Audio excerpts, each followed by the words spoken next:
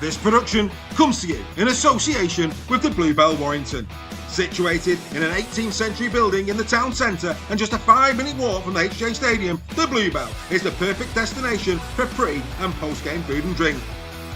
The 2024 Warrington Pub of the Year is now the official home of Super League Raw on Warrington Wolves match days for both home and away supporters.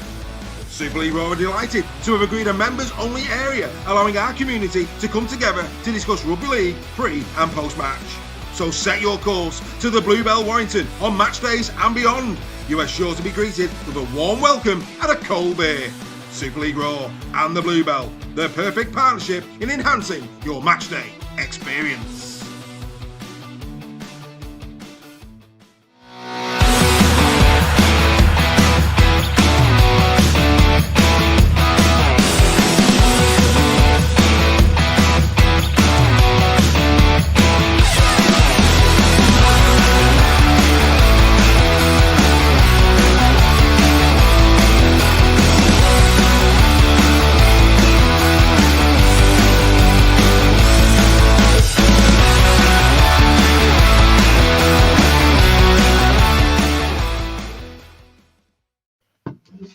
Good evening, one and all, and welcome to Super League Raw Weekly on the 27th of November. With me tonight is, as always, my good friend, Mr. Nixon. Good evening, sir.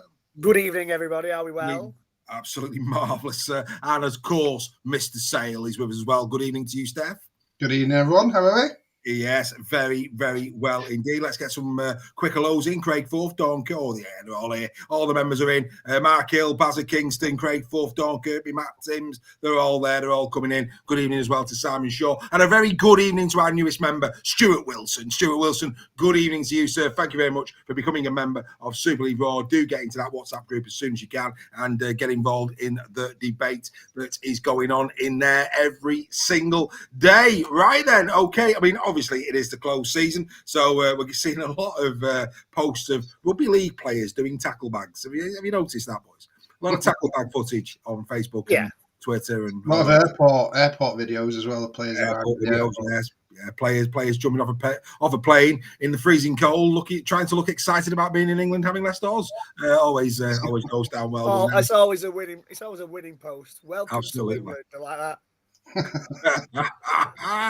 Happy days indeed. Wonderful stuff. Right, well, let's get into some really good, exciting news for us here at Super League Raw right off the bat. Last week we announced, of course, we'd secured a second major sponsor for the 2025 season, the Warrington Wolves Supporters Trust, otherwise known as Squad Builder. They're on the bus for 2025, and we're going to be doing some great featurettes with them. And I'm delighted to announce that we now have an official beer sponsor here at Super League Raw. It's called the Hush Brewing Company. They're based in Northwich, my town, and they are going to be our official beer sponsor. More to come on that. They're opening their online shop in time for the new season. There will be promo codes for our viewers and for our members. So that's something to be very excited about. And who knows, gentlemen, we may even review a few of their beers live on Super League. Yeah, you kept that one quiet, Dave.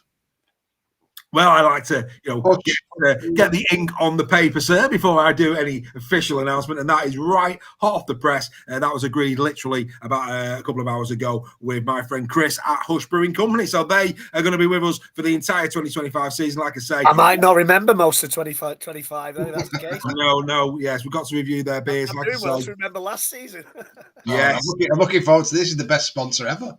Absolutely, yes. Doing a little bit of a feature of their beers, and like I say, the viewers get the added bonus of getting a QR code. So yes, that's right. It's going to have to be no other than Hush Brewing Company going forward, gentlemen. But I'm sure we can manage that. Right, last week, Dave, Hush. Don't tell anyone.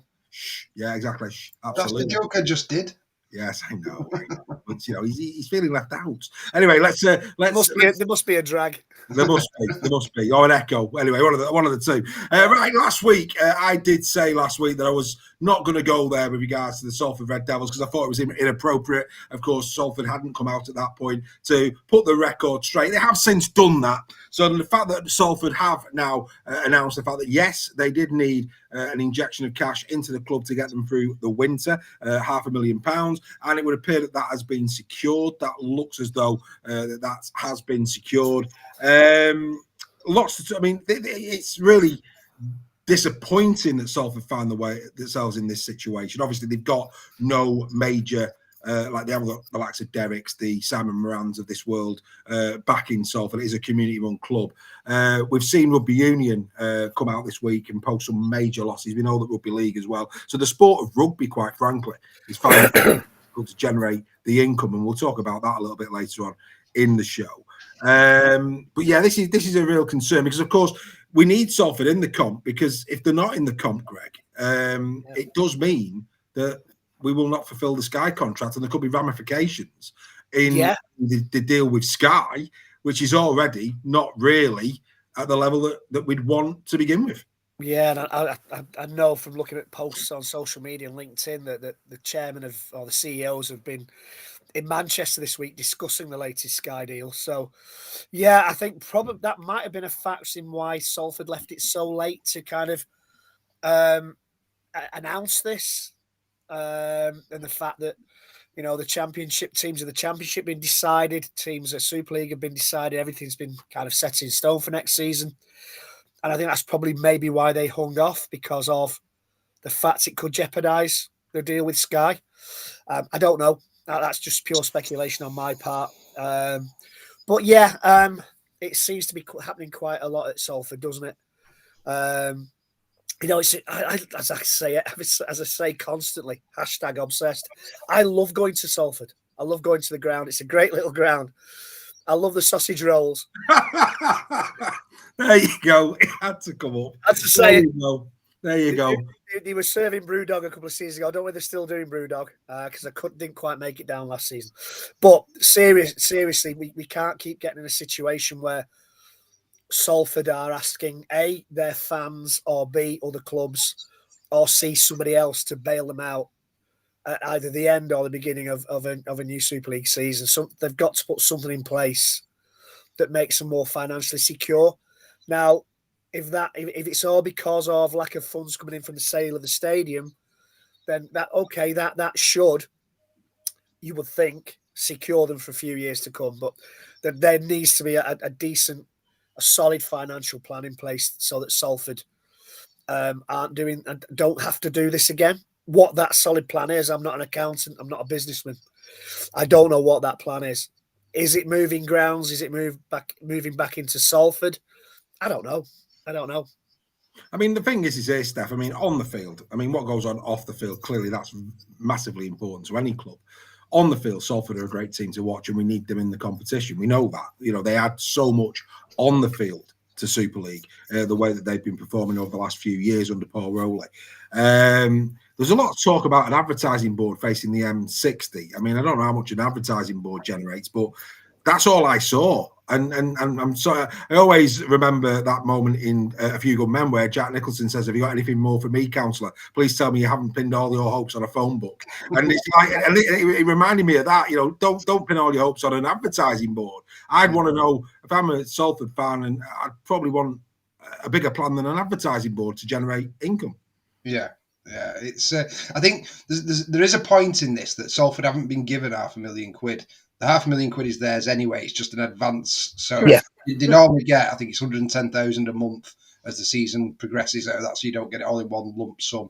So all they've asked is for an advance on that money. So they're not gaining anything over any other team. It's just the short-term cash flow issue. But I think what's really got the other chairman's backs up is that it's got to this stage where they've asked for it, when they've been making big name signings like Masters, people like that, and probably been outbidding some of those clubs for players like that when clearly they cannot afford to do so. That's I think where the chairman have got a big problem with it. It's not the fact that they've been given their own money. It's that being in that situation. And there's a simple answer to, you know, when you're running a business, you spend what you can afford. It's as simple as that. And if you're at the stage where you've got that bad of a cash flow issue, you need £500,000, then they're obviously overspending. And it's this real chicken and egg situation, because yes, you want a quality side on the pitch, but if you can't afford it, and that's at a detriment where you potentially could go bump, then you shouldn't be in that position. It's as simple as that. So what needs to happen in Salford is they need to. We have an echo. Yeah, they need some form of business plan, which I'm sure they've got, but it needs to be a sustainable one. And like I've said in earlier programs, my concern when they started asking fans for money was that this is just a chicken and egg. It's continually going round in circles, and they need a benefactor to come in. That's the only way that's going to happen. They need someone to come in like a Marvin Kukash kind of character, like they had previously, to come in and inject some money. Because look at the other clubs in Super League. Leeds lost 2.3 million, Wigan lost 1.8 million, Saints lost 1.8. It's a common theme in rugby league. And unless you've got that benefactor, then you are gonna, if you want to be in the top flight, you are gonna struggle. Yeah, absolutely. I mean, I believe that there's rumours of potential benefactors coming into Salford. Of course, again, pure speculation at this moment in time. Matt Tim's there making a good point. He says, new leadership team come in. The lady from Sales Sharks as well as coming with a marketing background and portfolio. So hopefully she brings more than that advertising board. And Sarah Gore makes a good point there. The number of Thursday night games. That cuts down revenue from travelling fans, a Thursday night game. I think that's a really, really good point. Yeah. And something that Sky really has to address. I know it's all about, if you've got Warrington against Hull or Saints against Hull KR or Wigan against Leeds on a Friday night or a Thursday night, it's about eyes on the TV for Sky. But there has to come a point where they have to realise that the revenue going into clubs is being reduced and drastically reduced by fans not travelling. I spoke to Dave Woods, the BBC commentator, a few years ago when for a project I was doing, and he said he actually misses the days whereby you would drive down the M6, the M62 corridor on a Sunday afternoon, and at 1 o'clock there'd be teams from Wigan and Warrington going one way and Leeds and Bradford going the other. And it was a communal thing where, you'd get the odd game not on a Sunday afternoon, but every rugby league fan would be on that stretch of motorway on a Sunday afternoon, going to the game and then afterwards coming home. And we've lost that. And that away revenue for grounds is really, really important, especially for teams like Salford, where it's not the biggest ground. It's not ideally located. The parking is a nightmare to get off after a game, but that away revenue and Dave, I think either you or Steph touched on it. There's a huge catchment area around that stadium of people who probably don't know what rugby league is because they're in that Manchester catchment. If they did a big marketing drive in that area, then I think that there'd be a lot of people who might just go along out of curiosity and get hooked. Well, they did last year, but hang on. All the houses in and around that, where the stadium is. Well, you can only presume they're tapping into that, but they did a massive marketing push before last season in the Trafford Centre. They did a big job on that. I mean, obviously the council's bought the ground. That's supposed to be giving them the opportunity of generating income in terms of what they self-generate during games, etc. I think there's been a delay, though, hasn't there? I think that is the issue. There's been a delay. But they need that money because, as Steph was saying there, this is just an advance of what they get. But that money's then not coming during the course of the season, so there's a knock-on effect there. Yeah. Because, so they're going to be even more dependent on things like attendances and what have you to generate the cash flow during the season. They need a good cup run. Well, yeah, but actually, if you speak to people in the game, the Challenge Cup, you lose money. Mm-hmm. That again is a flaw of the game. And people might not know this who are watching, but teams who play in a Challenge Cup final don't make a penny from it. Yeah, it actually costs them to go down it costs them more to go down and play the game than actually win it. I mean, and again, that's farcical, isn't it? To think that a team is going to cost a team money to go and compete in a major final, and even if they win it, they're going to generate a loss. I mean, it's frightening. Yeah, but before Super League, before Sky bought into the game, we had the county cups, Lancashire and Yorkshire Cup, where teams have the chance to earn a bit of cash, winning money. We had the John Player Trophy, or whatever it became known as towards the end of its life, which generated money for teams, generated interest in the sport. Now we've just got Super League, the Challenge Cup, and the Grand Final. The Grand Final is exclusively for a limited number of teams to take part in. So, the the earning power of rugby league clubs has been kind of taken away to some degree as well through loss of those cup competitions. It isn't just about attendances, though. I mean, I know, but winning money. Look at Hull FC. Hull FC Yeah. are getting 10,000 plus average attendances and losing 2 million a season. You know, it's not just about that. It's I appreciate that, Steph. It's off the field stuff. It's your corporate, it's your sponsorship, it's your merchandise. There's so many different factors that go into it.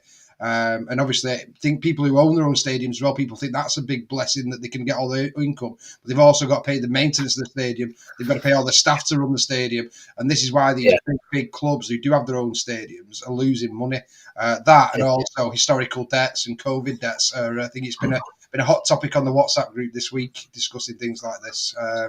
But that the biggest problem is the COVID was a huge issue for a lot of clubs because they all took massive COVID loans to stay afloat. And obviously, when you're paying debts as well, it's very difficult to get out of those. Yeah, and I think Eddie there saying cut your cloth accordingly. Michael Bell's made a good point here. I mean, look, this IMG, we go back to IMG. I think that's a great point. I'll leave it on the screen what Michael said. For those who are listening to the podcast, he said, surely Salford's IMG grading should have stated their account. Absolutely. 100%. And I think it did. It did. It draws into question. It draws into question that element of the IMG grading because we're only 2 months down the line, a month down the line from those gradings. And this is where Salford are at. Now, what score did Salford get for finances? I'll have to go and check. I think, and I might be wrong, I'm sure the couple of Salford fans in the chat might correct me.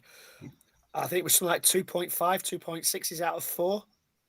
Did they? I think that I read that today when I was looking at when I was looking it up today. Yeah. I could be very, very wrong there. Right. But also involved in that is fan engagement. Okay. Well. Yeah, I've got it. So basically, finance max score 4.5. They got 2.15. Non-centralized turnover 1.5 out of 2 versus 2.25. Non-centralized turnover 0.15 against 0.75. Adjusted profit 0.25 versus 0.5. Owner investment 0.25 versus 5. But balance sheet strength 0. Now, obviously, the balance sheet strength does reflect a little bit. Yeah. There's some big scores. There's been some big scores there in that finance element, and you would hope that when these IMG scores are put together and these accounts are put in, that people who are top drawer accountants are looking at that, and I'd be quite surprised. I'm amazed that the writing wasn't seen on the wall by the accountants. Well, it looks like going off that score, if that score's correct, that's saying they made a profit last year for the adjusted profit before tax. So to me, that says that Salford's big problem is historical debt. Yeah, true. Or it could have been that they factored in the money that's coming from the council, which as yet has not materialised. You can't do that. No, you can't. It's got to be. It's over the last 3 years, and it's got to be actually happened. Yeah. Well, there you go. So yeah, there you are. Anyway, look, I don't really want to labour the point when it comes to Salford. Like I say, Salford have come out and they have said that this is where it currently is at for them. It's only right and appropriate we have a quick chat about it. I think we'd all agree we want Salford the team on the field. There's no doubt about that. I take Steph's point in terms and Greg's point in terms of how are they buying the likes of Essen Masters, etc. When this is the case. But from a competition perspective, we do want Salford to be as strong as possible on the field. Let's just hope and pray that this little advance on their monies make sure that they are competitive throughout 2025 and beyond, because we do need them. They play a great brand of rugby league, and we've always been big advocates of them here at Super League Raw for what they do. Right. Yep. Okay. So what we're going to do tonight, a couple of new things tonight, as you do. We're gonna have a look at the fixtures that were announced between, of course, last week and tonight. We're going to go through each team's fixtures, and what we're just going to do is pick out, maybe the first 6 games where what hand have they been dealt in those first 6 games. Also look for pinch points in the seasons, opportunities maybe in the season for those teams, and have a little chat around the chances, certainly that first 6 games, just to be a bit lively this evening. As always, I've already put it up once. Make sure that you like, share and subscribe. Make sure you're commenting throughout the show. We will be giving you your shout outs. We've already started that, of course, but do make sure that whatever you're watching this on, you press that share button right now so everybody knows that on a Wednesday in the close season, Super League Raw are still here. Right, okie dokie. Let's get into the season. Well done to League Express for publishing this in a really easy format. Really appreciate that, Mr. Sadler, if you're watching. Thank you very much indeed. And of course, League Express available every Monday to you, should you wish to get all the latest news and gossip in the game. What we're going to do is just turn off a few of the little graphics that we've got, just so we can do this. Right, we're going to start with the Casford Tigers. First 6, Hull KR away, Saints at home, Leeds away, Salford at home, Catalan at home. Is that the first? And then Hull FC at home. So a lot of home. I mean, if you look at Casford there, this was quite striking when I looked at theirs. Look at that. They're 4 home games all on the spin from March the 7th to April the 12th. They've got an opportunity there, potentially, to get a bit of a roll on, but the very, very difficult fixtures that they've got. If you're Danny Maguire, that's a hell of a tough start to the season that they've been given. Yeah, really. It is, isn't it? It is. Oh, it is. So, we do this every year. Let's just look at those first 6 games to begin with.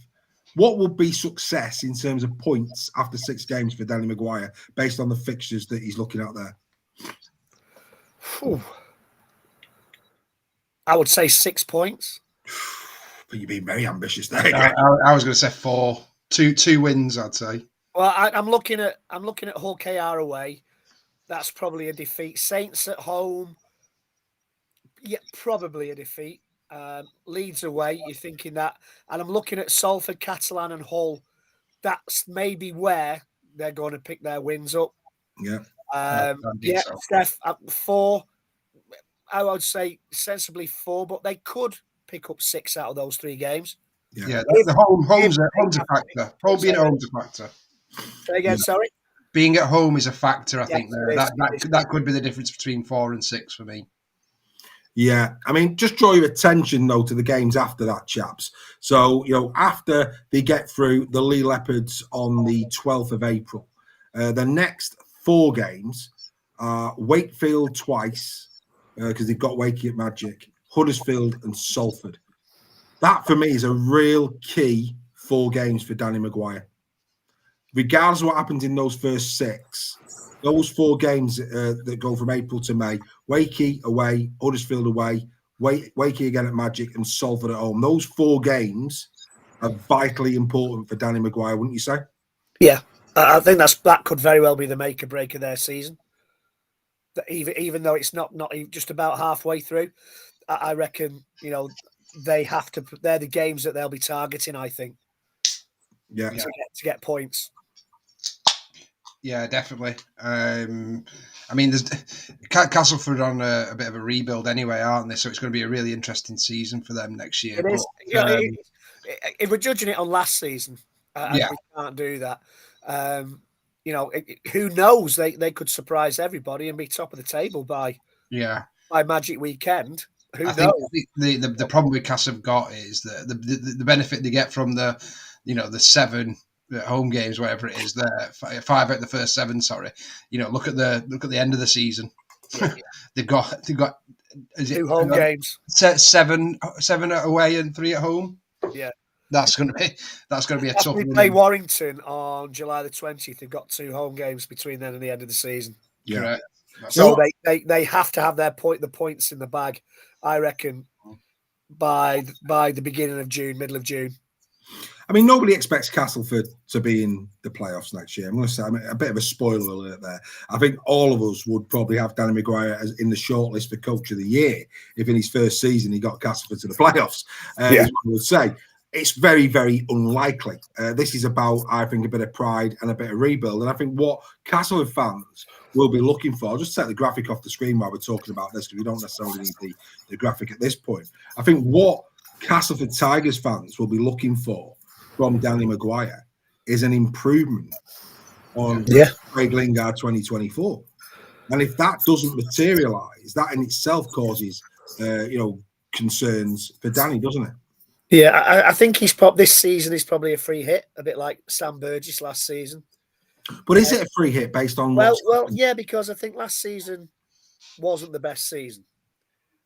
They got to consolidate this season. They've lost some really good players. They've lost Paul McShane, a club legend. So I think this season would be seen as a consolidation season, and then move on from there.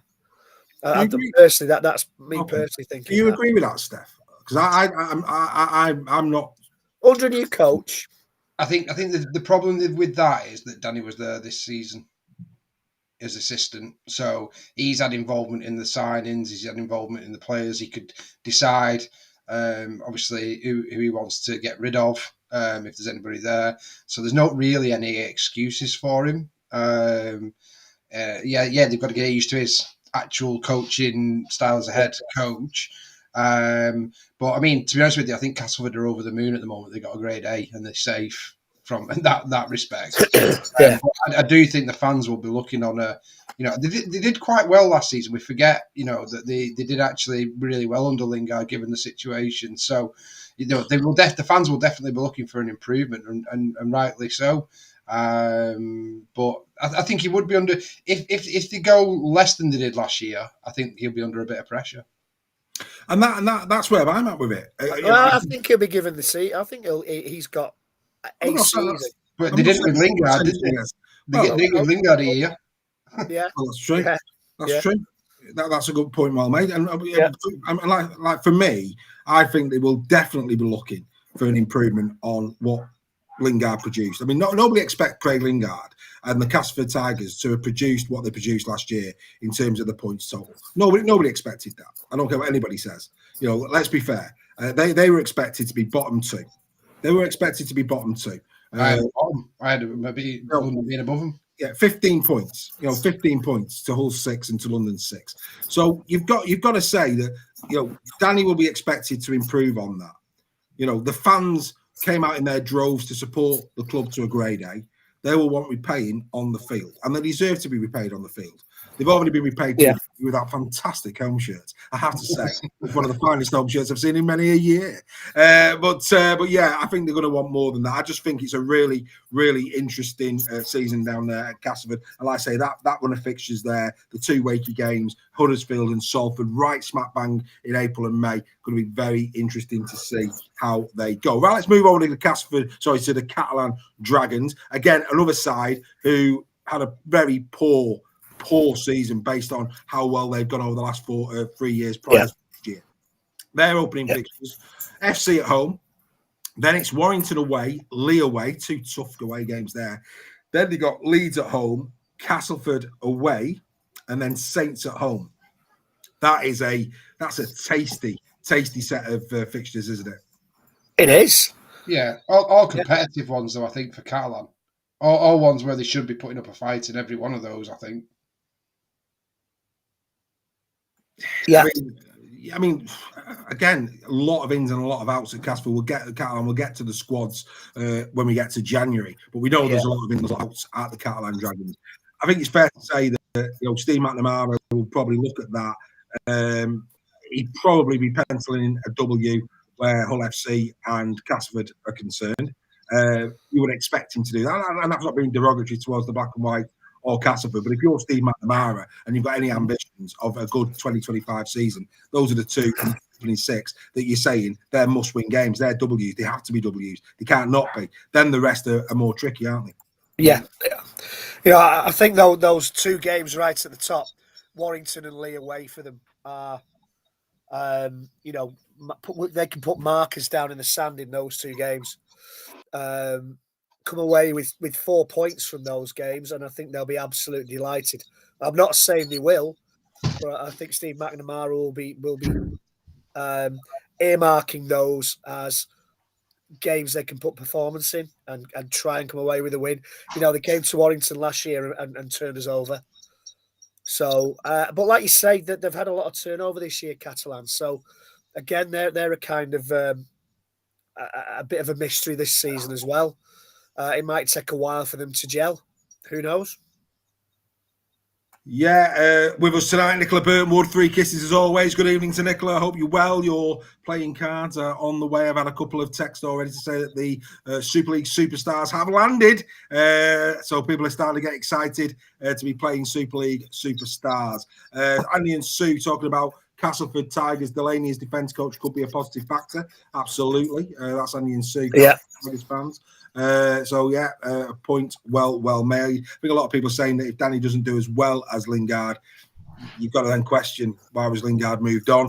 Like I say, that comes with its own pressure if you're Danny Maguire. But like Castleford, if you look at Catalan there, right after they played the Saints, again, Huddersfield, Salford, Wakefield before they go to Magic and Lee. That again, a little sweet spot just after that opening 6 fixtures for Catalan Dragons. They'll be looking at that. If they can pick up those 2 wins, Hull FC and Castleford Tigers, and then have a really good knock against those 3, they might be in a really solid top 6 spot by the time they get to Magic. That is a nice little sweet spot there, Steph, again, isn't it? Oh yeah, definitely, and they will definitely be looking at that, and they'll want to build momentum building into that Magic weekend against Lee.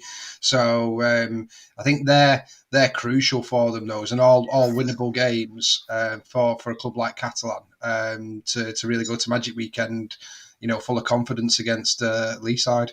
Absolutely happy days. And if you look at their running as well, 2 home games. Yeah. After July the 19th against Hull KR at home, they've got 2 home games, and one of those is against Wigan. Yeah. So that period around Magic Weekend, as Steph said, is I think is going to be vital to them. It's definitely going to be a season of 2 halves. When you look at some of these club fixtures where they've got the weighted to home and away, some of them are absolutely ridiculous. It's crazy. But I get that and I agree. I think the homes and aways are really interesting, but I think they made a massive improvement on what was a shambles last year in terms of how. I mean, for example, I think Warrington played Catalan 3 times in the first 12 rounds or something. Yeah. We were like, what is going on here? There was no real variety in the fixtures, and I think this year they do look a little better spaced out in terms of who they play week in, week out. Would you agree? I think Lee played Catalan 3 times before they play Leeds this season. Right. Okay. So there's another anomaly, but in the main, should have said. In the main, yeah, I think they've improved that. Obviously, there's always this bit about grounds, isn't there? Like for example, Huddersfield, they're restricted because Huddersfield Town play there. Wigan, of course, with Wigan Athletic, etc. So I do know it's very, very difficult because the football teams, I would expect, more than likely win the arm wrestle in terms of when they're playing their games, and then Rugby League's got to play around that. I think it's more to do with pitch resurfacing, Dave, in the summer months. That especially with the football teams, because that's their opportunity to regrow the pitch. So I mean, another card there for Steph talking about a round ball on this show. Disgraceful. But Warrington are doing it this year as well. They've got a run of about 5 away games while Warrington relay the pitch, and they don't share. A ground with a I'm not going to say the word, with one of those teams. Happy days. It seems to be a common thing. Yeah, it does. Right, let's move over to Huddersfield, another side who are under new stewardship. Luke Robinson going into the new season. He'd have been very, very keen to see who he was going up against. And again, really difficult start for Luke Robinson, going to Warrington first, then Lee away, then FC at home, Wigan away, Salford away, KR at home. I mean, you look at that. That is a tricky. If you walk in Huddersfield's shoes, I think that's what we need to do when we're looking at these fixtures. Walk in the shoes of the club. That is a difficult 6 first games there. I mean, the only one again that Luke Robinson will be looking to his players to bank a win is based on last year's form. We'll get to Hull FC in a minute, but would be FC. Apart from that, every other game that they've got in that first 6 games, if you're Huddersfield and you're Luke, you're looking at it going, we've got a job on here. They're all playoff sides. Yeah, exactly. That's tough, isn't it? If you're Luke Robinson, and you've got to feel a little bit sorry for Hull here, because you've got to feel that those teams that we're speaking about there, those first 3 teams, they'll all be targeting Hull for a win. But you reap what you sow, Greg. I mean, well, I know, but you've got to feel a bit sorry for Hull fans, haven't you? Because they're going to be the ones that they're the team that are going to be targeted for points. Yeah, but the good thing with that is that the Hull FC will they'll use the underdog card 100%. You know, these guys think they're going to beat us easy, and you know, Hull FC are a different animal this year. They've got a lot different playing group. Well, they have to be. I think Hull FC have to be a different animal this year. No, they do. But yeah, really difficult, really difficult. I'm just looking for that run of fixtures where they could maybe get a bit giddy, like Catalan and Cass, and they don't seem to have one. You know, they're a bit more spaced out. You know, they've got real, which again can be a bit of a positive, but can also be a bit of a negative. So it'll be very interesting by the time they get to that FC game at Magic Weekend, where they will sit. And on their fixtures are more kind of, they've got that big clump in July of away fixtures, but they seem to have more of a kind of a regular home and away fixture list. You know, there's that club, I think 5 games in July, where obviously that's sharing it with a football club. The pitch is going to be relayed, but they don't seem to have out of those 3 teams, they don't seem to have been disadvantaged as much as the others with a run of away games towards the end of the season. No. And on the topic of Magic, East Stand. That's where Super League Raw is going to be at Magic Weekend this year. The East Stand at St. James's Park. Obviously, it's unreserved seating. So if you want to come and join the Super League Raw family for Magic Weekend, that's where you get your tickets. We were in the East Stand at Ellen Road. No trouble in those stands last year. Really, really good crack with the Super League Raw gang. So get your tickets. If you're a member, of course. If you're a member at the club, you'll get 50% off at your clubs if you're a season ticket holder. And of course, at this moment in time, there is a Black Friday deal that you get 40% off your tickets if you buy your Magic Weekend tickets prior to the 2nd of December. So get your tickets for Magic now to save yourself some money.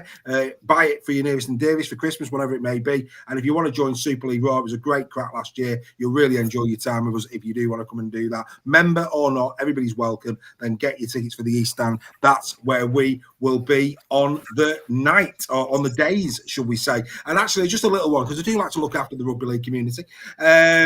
Obviously, Black Friday deals have come out this week for your clubs. I'm sure you've snapped up the odd bargain here, there, and everywhere. But don't forget the England shop, England Rugby League shop.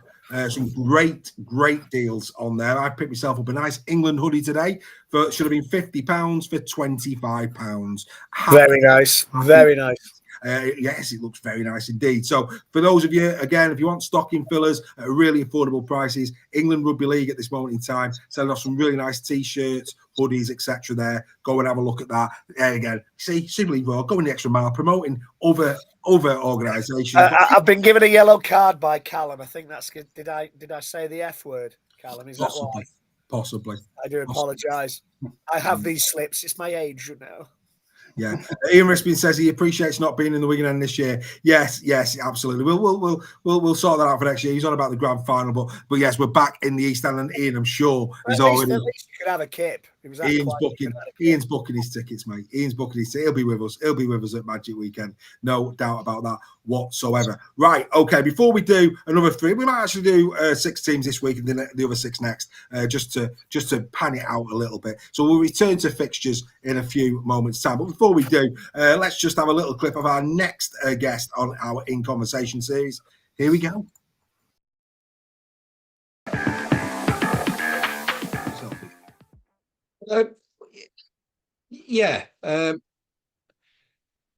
I was around in the noughties, that decade or so that I refereed. Oh, my word, there were some great referees. You know, like I said, I walked into the boardroom at Red Hall, and you got Stuart Cummins and Russell Smith and both Connolly's, Carl Kirkpatrick and Dave Campbell, and it was just, it was like wow. You know, they were great. And when I looked around the room, I did have imposter syndrome because I never felt that I could lace their boots, and I just felt that Greg McCallum had given me an opportunity. And I also think that referees are judged on how many grand finals they referee, how many Challenge Cup finals. That's how I saw it, and that's how I saw it as I was writing the book. That's why I always introduced myself as a former failed rugby league referee. But then there's one chapter where I talk about success and failure. And then when I've really brought that down, my ambition was to become a full-time rugby league referee, which I achieved. And my second ambition was to referee one Super League game, and I refereed 272. So I overachieved 272 times. So now I don't see myself as a failure anymore. Still class myself as an average Super League referee, but I'm okay with average. I'm okay with ordinary. I think nowadays, and I mention it in the book, everybody wants to be extraordinary. Everybody wants to. There's almost, I'll do anything I can to climb over somebody. I weren't prepared to do that. I just wanted to work as hard as I could for Ian Smith to get the best out of the ability what Ian Smith had. And if it means that I only did 272 Super League games, then so be it. But I'm now comfortable with that. I wasn't at the time. I was frustrated. I felt maybe I should have pushed myself more. However, I don't mean push myself as in training. I mean push myself against the establishment more and try to be more forthright. But my personality is not that.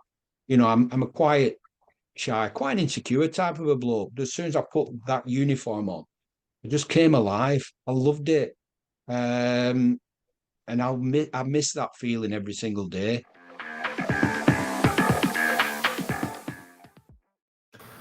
So there you go, Ian Smith, our latest in conversation. Saw the Aaron Moore one, wanted to come on, and let me tell you, folks, this one is a belter. It really is. Ian, of course, looking forward to this one. It's a belter. I mean, and I enjoyed doing it. It was really interesting. A lot of narrative about what it's like to be a full-time referee, the politics of it, how they maneuver for grand finals and things like that. Really interesting. You heard him there saying he classed himself as a failure because he'd never done a final. Honestly really lays his heart on the line, talks very openly, very candidly. And if you enjoyed the Aaron Moore one, you'll love this one, because this one, he takes more layers off because he's a retired referee. I really, really enjoyed his company. You will too. And what I would also say is he's kindly sent me one of his books, My Final Whistle, Ian Smith, and it's been signed. Not been signed to me. It's just been signed. Best wishes, Ian Smith. And that will be going to a lucky member in time for Christmas to go to to our members. So we'll do a little draw for that. And one of our members will be getting a signed copy of Ian Smith's book in time for Christmas. And even though you might think, don't know if I want that. Believe me, you do. It's a fascinating read. If you love your rugby league and you want to know what it's like to be a full-time referee, and don't forget, Ian was one of the first 6 full-time referees put in place. So he talks, about what that was all about, what it took at the time to be a full-time referee. Fascinating. He talks about how many decisions they do. Honestly, real in-depth stuff. If you're a bit of a anorak, you like your rugby league, believe me, you want your name coming out the hat for that one. And if it doesn't, then you can contact myself and I can put you in touch with Ian, because he's not selling them for a publisher. He's actually selling them himself. And I'm going to give him a bit of a plug as well. Ian is not making a single penny off his book, which again struck me down. He's actually donating it to 2 charities, one that's close to his heart, references family, and the other, the State of Mind charity for Rugby League. So the proceeds for the book will be split between 2 charities, which I think is an exceptional gesture from the man. Yeah. It cost him £8,000 to put this book out, his own money, right? Says a lot about the man. So I love one of those, Dave. Good man. So I'll, like I say, if people fancy that, drop me a note. And maybe what we'll do to make it a little bit easier is I'll collate everything, send it over to Ian, and then he can dispatch from his. That'd be great. So anybody wants one of those, then please do drop us a line. We'll get you in touch. And here's one for you as well. How much do you think the book is? I'd say £12.99. Close. £11.99. £11.99. That's not bad. That's not a price point at all. So £11.99. It's a great read on a full-time referee, and the proceeds going to 2 wonderful charities. So, well, if it's going to charity, I'll give him 20 for it. Oh, that's outstanding. And I'm sure I'm sure Ian will sign it to you for that as well. So yeah, we'll get all the orders in. If you do want one, members, you know by now you've got the WhatsApp and everything. Just drop me a line, and if you're not a member but you do want one, then again drop me a line. I'll make sure that I put you in touch with Ian. Let's get as many of them sold as we can for the man. And like I say, you will absolutely love it. So well done to those who are already in the chat saying they'll have one. Thank you very much indeed. Right, what we'll do now, we'll move on. I'll tell you what we'll do. We'll come back to the fixtures later, just for variety purposes. We'll come back to the fixtures a little bit later, just to keep it going. Okay. Right. I want to talk to you both about this. I put on the graphic for tonight's show, Rugby League Sevens, an opportunity for Rugby League. Now, what's my thought processes around this? And I want us to have a chat about this, and people will get involved picking their sides in the chat in a moment for their team. We're going back about 20 years when Premier League darts was first thought of by Mr. Hearn on a Thursday night. Premier League darts. Quick, 6 legs, 7 legs, whatever it is, 5-6 games a night of darts. They're filling arenas. This was before, they could fill arenas. He razzmatazed it up a little bit. And the rest, as they say, is history. I think it's classed now as the third major in darts. They've got the World Championship, they've got the one at Blackpool Winter Gardens, I can't remember what that one's called, and then the Premier League. And I think Premier League is either second or third in importance now, from a very humble, only been going for about 20 years. They tried it with snooker, didn't really work with snooker, but let's fair, it's as dull as dishwater. It's never going to work. Anyway, but for those of you who enjoy playing it, good evening. Rugby League, Steve Davis has just left.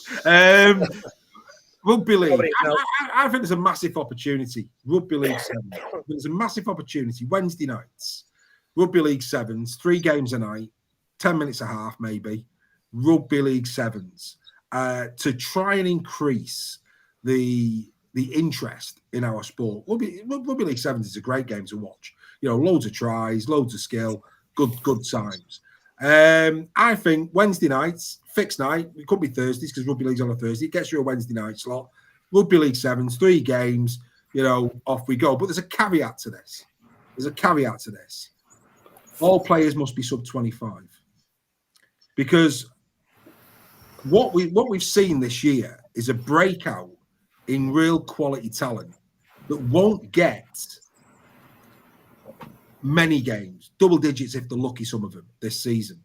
So this will be their little opportunity to shine, competitive sport on a Wednesday, showcasing the newest up-and-coming players. So looking at this I'm going to start off with Warrington's, of course, for obvious reasons, Warrington's side, I'm going to use the graphics we used at the start of the year because I've only had this thought today as a conversational point. Bring you both in a minute. We look at Warrington. This was Warrington's team at the start of this season.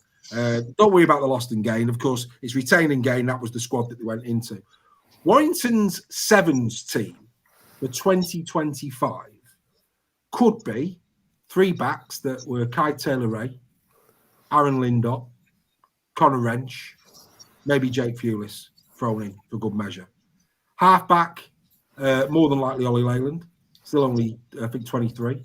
So Ollie Leyland, who I think will play second fiddle to Leon Hayes in the halves, we know that. They've got 2 hookers. So I think Ollie will be in and out of the first team, perhaps, this season. So he will be starting halfback in the Sevens comp.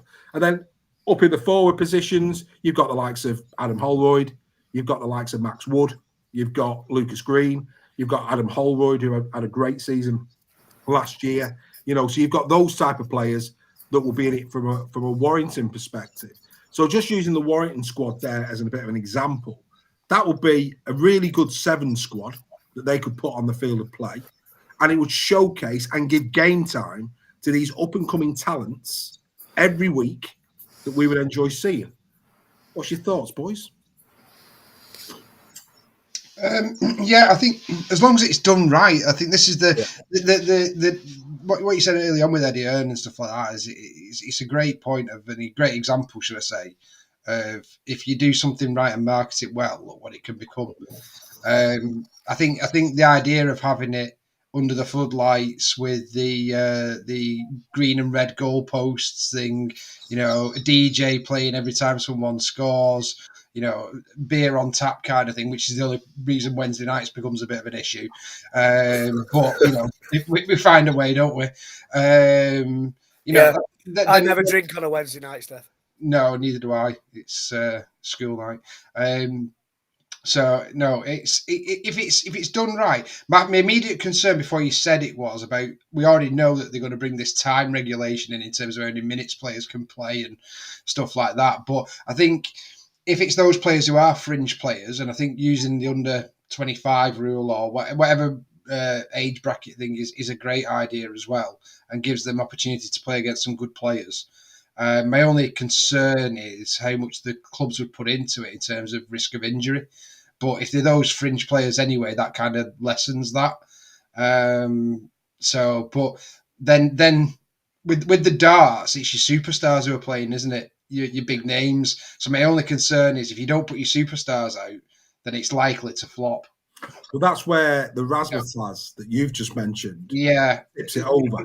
Yes, and it's who are the new stars coming through. Again, this comes down to the power of marketing and how you sell it to people, isn't it? But if it's done right and it becomes an event and there's fireworks and there's, it's a show, it's not just about the rugby on the field, then absolutely it could work. Yeah, Greg? Well, as Matt has said in the comment, it's a bit like the 100 in cricket. Yeah. A party atmosphere, carnival atmosphere. It's the injuries thing, though. This is the only, because the one we're mentioning, cricket's very rare you get injured. Darts, you don't get injured, do you? You get injured lifting a pint up with darts, don't you? That's it. It's the injury factor with contact sport that is what's going to be, especially to when you've got a young talent like Leon Hayes, for example. Someone like that, you're up and coming halfback, plays in that, gets injured and out for the season. You're not going to be very happy, are you? Sam Burgess wouldn't be happy, know. So this is the problem that rugby's got in terms of it is a contact sport and there's a risk of injury. But again, some comments I want to get to here, guys, in the chat. Simon Shaw is saying how the competition could run 20 teams, Super League teams, certain position finishes in the Championship, in Armed Forces team, 5 groups of 4 on day 1 and finals day. I mean, that's interesting. How it would work, absolutely. But Dawn Baker says, some squads wouldn't be big enough. I agree, but this is again where for example, Lee now they've got an academy that they've been given a license for. It's about the clubs presenting these. But here's one for you. What it actually might also do is put some of these championship players in the shop window, because we know that in the championship, there's a gulf in class between Super League and the championship. But if we're talking sevens, if we're talking sub 25. All of a sudden, those championship clubs could become very competitive. Some of them could be really competitive. They could put a really strong sub-25 team on the park in a sevens comp, which again is great for them because it's showcasing them as potential Super League stars of the future. I just think this is I put on the graphic, is it an opportunity? And Steph, you've said it. If it's done right, I think it's a winner for the game. The women have a nines competition, and that's usually at the start of the season, and it's quite well attended. And they do send their superstars in the women's game to play. It might be worth looking at as a pre-season warm-up tournament. If we want it under the floodlights, no point playing it in June. Correct. The darts till 10 o'clock. So maybe a pre-season instead of friendlies or whatever. Have a pre-season tournament that starts, end of January. That's when people are clambering for Rugby League Day. That's when Christmas and Boxing Day are out the way. Why not do it as like end of January tournament? But I think where you host it as well is massive. Put it in somewhere like Leeds or Wigan or St Helens, Warrington, even somewhere where it's convenient for a lot of people to travel to from nearby. You could even do your Lancashire Yorkshire split and then have a finals day. 100%. Why not? And then I think we may have hit on an idea here, boys. But I miss rugby league on a boxing day. If everyone plays one less pre-season game and then do it as a tournament weekend. That because then you take your midweek out of it, you do it on a weekend, so you can have a beer. You know, do it on a Saturday night. You know, under the floodlights, light up stick. Yeah. I just think there's life in it, and I think that if it was done right, I just think Razzmatazz 3 games every Wednesday. Depends how many clubs are put forward for the sevens, but I think again this sub-25 giving those young lads the opportunity of being with one first teamer in there. Well, I mean, it's sub-25. I mean, there's an argument that Josh Felix could play for Warrington. Well, the thing is, we have testimonials every year, don't we? So it's a good way of maybe getting the testimonial players in there. There's all sorts of permutations you could have, Dave. Yeah.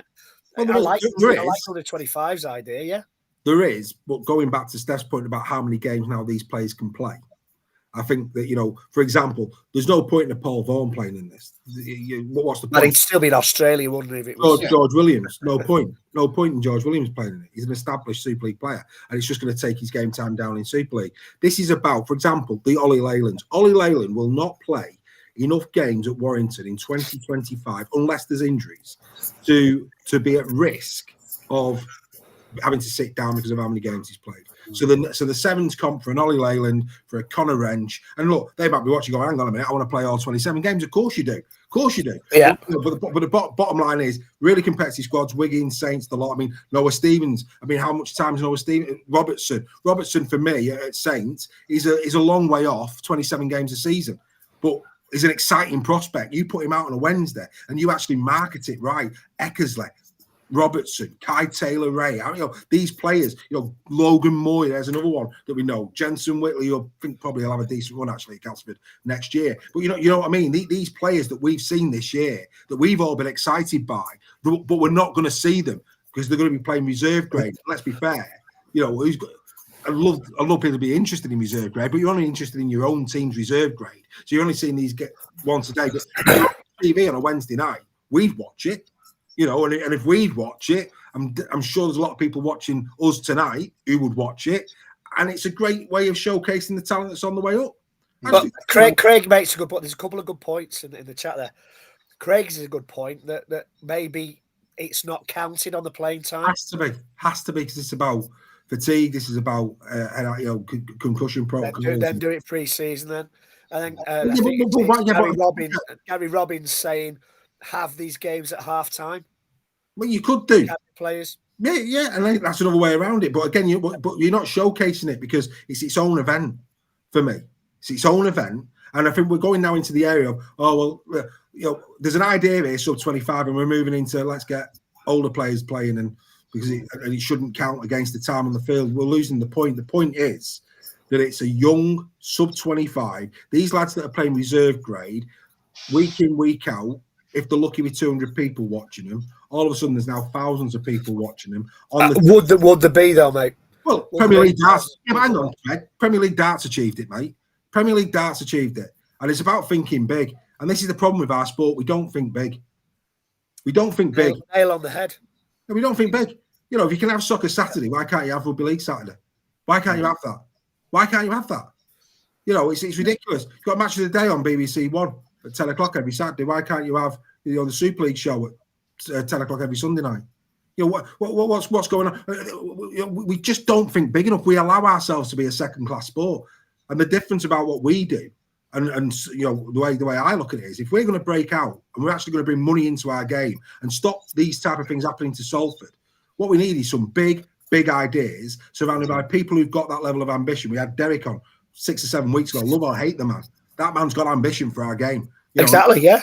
That's what we need. And we need out-of-the-box thinking. Out-of-the-box thinking that gets this game moving. And, you know, but he had to sell that. I mean, like, you know, darts back in the day when we were kids, it was Eric Bristow, Circus Tavern, having a fag, drinking a pint, throwing a dart. It was great. Yeah, but look what Barry Earn's done with that sport. A pub game is now theatre. Lou Littler probably is one of the most, you know, who's come from nowhere, has probably earned more money this year than any other darts player. And he's now pretty much known across this country within a year. How many people know about Matty Ashton? How many people know about, You know, they're like, well, mate, you're preaching to the converted. I know that. We all agree with you. Right, so we've got to stop That's doing. why. My only concern with the under 25 things, I get your point totally with the under 25s, but I still think for it to work, if you look at what's worked in terms of these kind of things, like the darts, like the 100 and cricket, the superstars have been playing in it. Yeah. Right, so why don't you do something? Yeah, so we're thinking big. So you're saying we need superstars. So why can't the superstars be doing something like it's a knockout? Why can't they be there? And we all have half-time entertainment at games. Why can't the superstars be there representing their clubs in sprint challenges or whatever? You've got to start thinking bigger. Absolutely. That's the marketing. The problem is Rugby League are terrible at marketing. Yeah. End of conversation. Yeah. That's it. They're rubbish at it. We need somebody. This is where I thought IMG were going to come to the table. Yeah. And they have brought some stuff to the table and they have brought standards up in some areas. But my envisionment of what they were going to do is something like this. Bring in something like the 100 where it's all DJs going and light flashing and lasers going on. Yeah, exactly. Make it. It's not about the actual rugby. As stupid as that sounds, it's about the event, and then it's how you market that, and especially to families. Who've got nothing to do on a Saturday night in January. That'd be ideal for something like that. Yeah. Frustrating thing is that Hearn wanted to get involved, and the RFL said, Well, could you do it with a Challenge Cup and we'll see how it goes? And he went, I'm either all in or not in. And they went, oh, well, you're not in then. Yeah, that's the problem. That's the problem. That's the problem. That's where we, in order, what we're seeing at this moment in our sport, and I hate to say this, is a slow and painful death of it.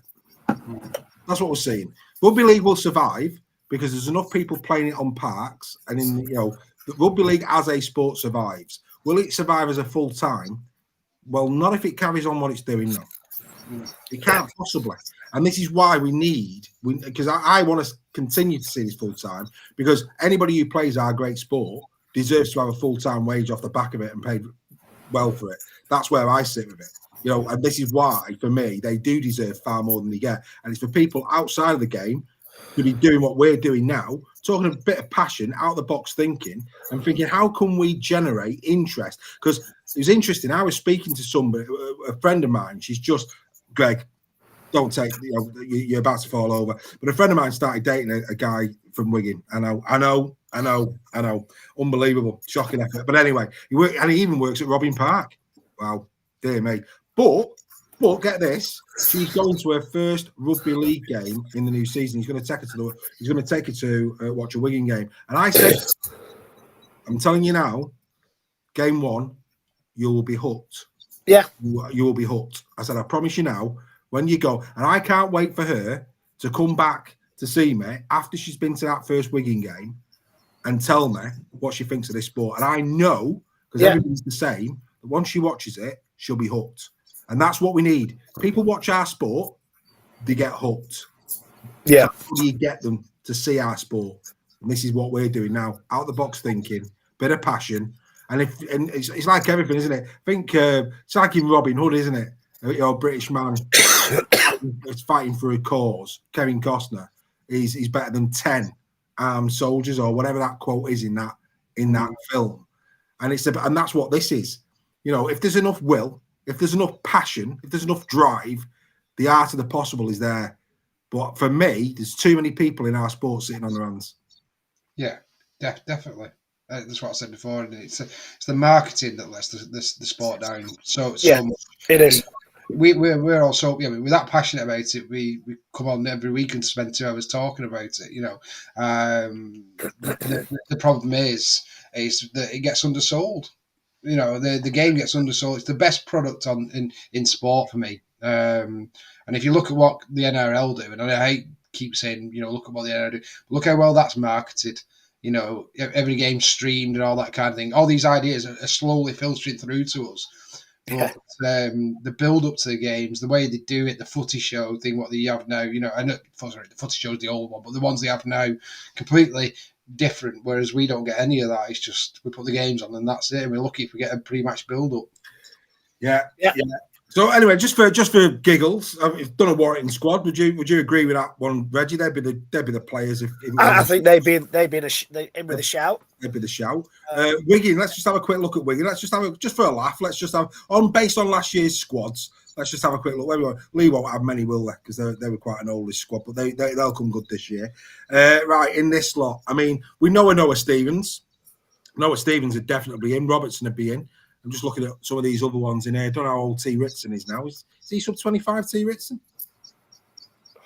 I'm not sure. I think Jake Burns possibly in with a shout. John Benison. He's probably he'll be sub 25, but he's in and around the first team. But I mean, we know enough about St. Helens reserve team to know that they could easily put out a 7 side. Easily. Yeah. You go to Hull FC. The likes of Davy Litton. No, they'll all be too old at Hull FC, mate. No, they're not, though, are they? Because you've got Logan Moy, you've got Davy Litton. So Davy Litton, Logan Moy. Barnford, yeah. Barnford. He'll probably be in and around the first team this year. But Charles. Charles, Charles, because he'll probably be on the fringes, I would have thought, this year. Mm-hmm. Again, this is about getting him game time. So somebody like Charles, who has had a great year this year, it'd be such a shame for his profile to drop. So yeah, happy days on that. We know we're going to field the squad without even blinking. Imagine Junior in December in 7s. Yeah, that ain't happening, is it? But I mean, in terms of, but you've got the likes of Eckersley, he'd be in there, wouldn't he? You've got who's the other lad? Ferrimond, he'd be in. Yeah, Ferrimond, yeah. Ferrimond would be in. So they do all right. Castleford, again, I'm not too old fay in terms of what's coming through at Castleford. Is Gary still sub 20? Gary's probably still sub 20, but again, he'll be in and around it. But yeah, there's enough quality. We know the French. We know that Catalan's got a load of young talent there. Again, you look at ULKR. Again, they've got a lot of players that they're bringing in. I don't really know it that well. Dawn will know in the chat what up-and-comings are in there. As for Leeds Rhinos, we know that they've got the likes of Alfie Edgill. We've got the like of Edgill. Who's that other young kid that had Ned McCormack? McCormack, yeah. Yeah, McCormack, he's a player. He'd be in there. So like I said, there's enough quality coming through that I just think something like a 7. It's whether gives them something. This whole thing would depend on whether the clubs themselves had an appetite for it. 80 West, Rixon's 28. Wow. Wow. It's whether the clubs have an appetite for it. I'm not going to risk another yellow card from Callan, but the other code, it's an Olympic sport. 9s is an Olympic sport, so they set time aside for it because it's an Olympic sport. And this whole thing, the crux of this whole thing is whether the clubs would have an appetite for it, whether they would want to do it. If it was an Olympic sport like it is for the other code, then I think there would be that appetite. But, at this moment in time, I doubt there would be an appetite for it, and that's the big stumbling block. Well, there wouldn't, and that again, but that's now reminded people in our sport that you'd have a devil's job in persuading them to get involved. I think. Well, it's a great idea in principle, Dave. We're dying. The idea, but we're dying. The appetite there from the clubs themselves. Yeah, we're dying. That's the bottom line, isn't it? That's the bottom line. We are. We're losing 2.8 million quid in some of these clubs. 1.8 million quid, and they.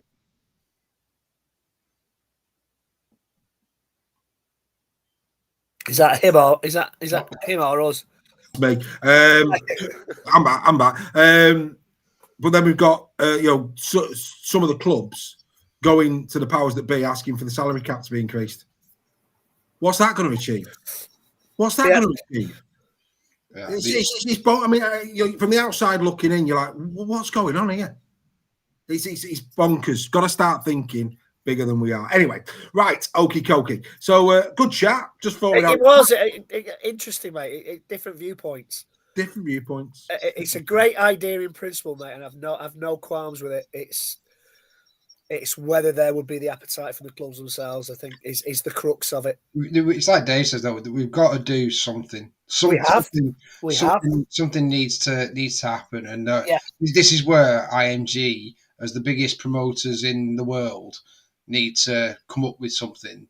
And you've got to take it out of the club's hands. You've got to mandate them to do it. But also incentivize them. So it's a bit carrot and stick methodology. Yeah. You've got to say you have to do this. However, if you do, we'll increase your broadcasting deal by £1 million a season. Which chairman would say no to that? Well, Yeah. not many, my friend. Not many at all. Salford Increase the wouldn't. number of teams in Super League for a start. Yeah. So- Increase the number of teams in Super League.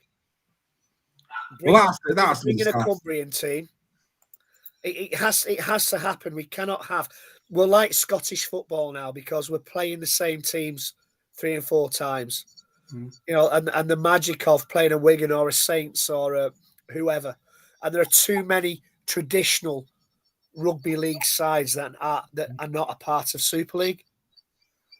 Like your Witnesses, that's a yellow card for me. Like your Witnesses, like your Bradfords, like your Featherstones, traditional heartland Halifax. This is their way back in.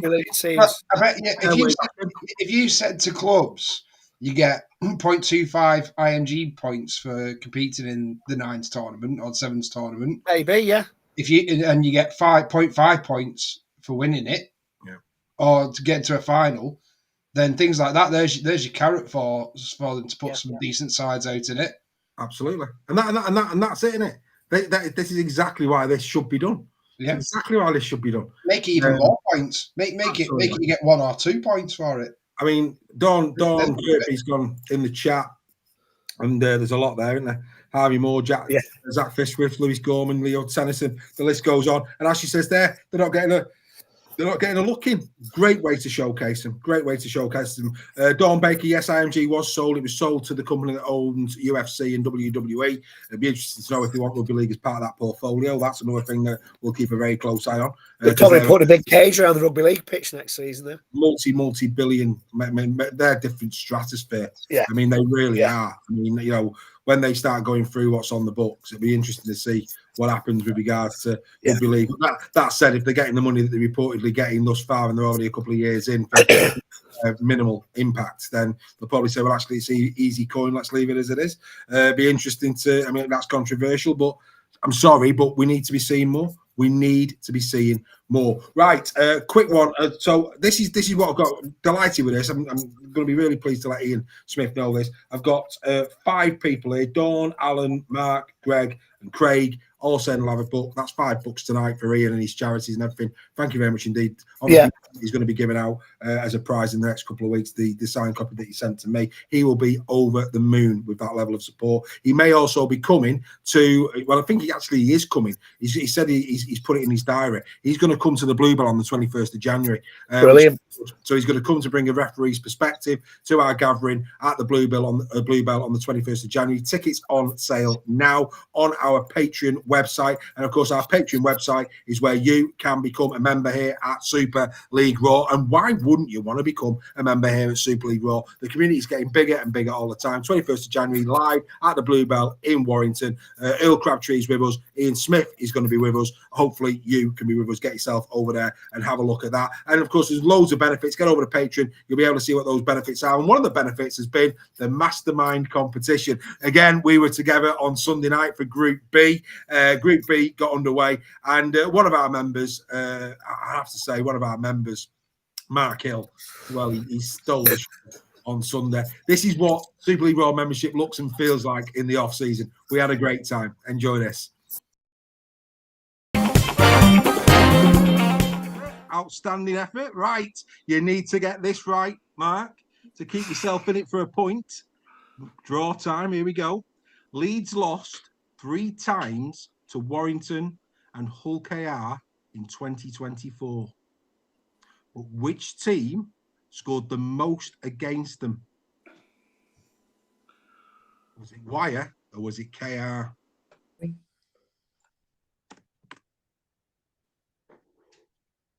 I think it was KR. And you would be Wrong. It was Warrington. 50. Warrington, 88 points Warrington put past them. And believe it or not, KR was 68, mate. So shocking. If you don't mind me saying, Mark, shocking effort. Awful. Even Greg, let's be fair, Greg got one. You know what I mean? Shocking. Right, okay. That's 80. He's 80. Yeah, his memory's gone. It's got Alzheimer's now.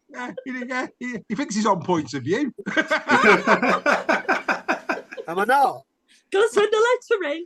He thinks I'm Ron Robinson in drag. Anyway, right, the last question for Jensen. Jensen, can never get out of my head. For Mark.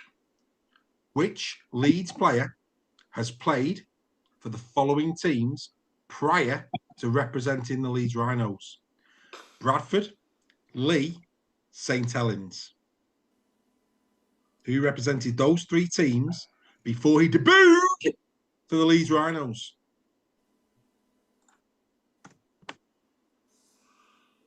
Oh, that's a good one. It is.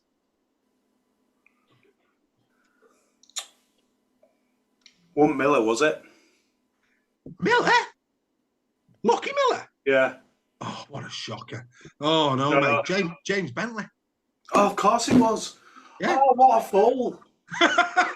Oh, what's that one? I wouldn't mind, but I follow Bradford on the side because my uncle's a massive fan, and I should have done. Just to let you know, Mark, we're showing that clip this week. Oh, no. I think we should show the confession that he supports Bradford on the side. No. It wasn't a confession. Oh, I support Bradford. do you remember what I said about revenge being a dish best served cold, man?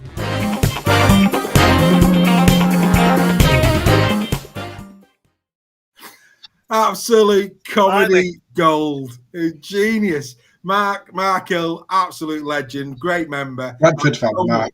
Bradford fan. So much to our community, does Mark. And Closet Bradford fan. Yellow he was on card, Mark. form. He was on form. And that's what being a member is all about. And there he is. That's Mark there. Best Sunday night he's had in a long time. We had a right good giggle. We've got the Group C coming this Sunday. And this is what we do. We've got loads of good stuff. We're going to grand finals together. We're going to loads of things. Super League Raw membership. Dear me. Really is an incredible community. Callum Calver.